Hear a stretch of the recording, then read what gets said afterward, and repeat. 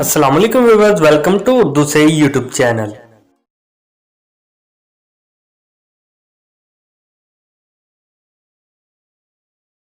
अस्सलाम वालेकुम प्यारे व्यूअर्स, उर्दू से टीम की जानिब से एक और नई वीडियो के साथ हाजिर हैं। और आज की इस वीडियो में हम आपको बताने वाले हैं परीसा नेम के मीनिंग और इसकी तफसीलात। परीसा के इंग्लिश में स्पेलिंग बनते हैं PAREESA।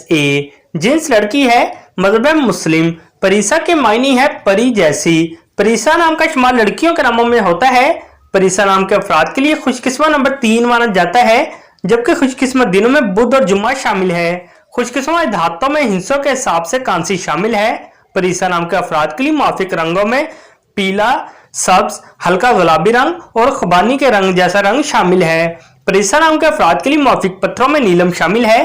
परीसा नाम में 7 हरूफ है, ये एक लफ्ज बनता है। अपने नाम का मीनिंग जानने के लिए कमेंट बॉक्स में लिखिए। चैनल को सब्सक्राइब कीजिए, वीडियो को लाइक और शेयर कीजिए। Thanks for watching.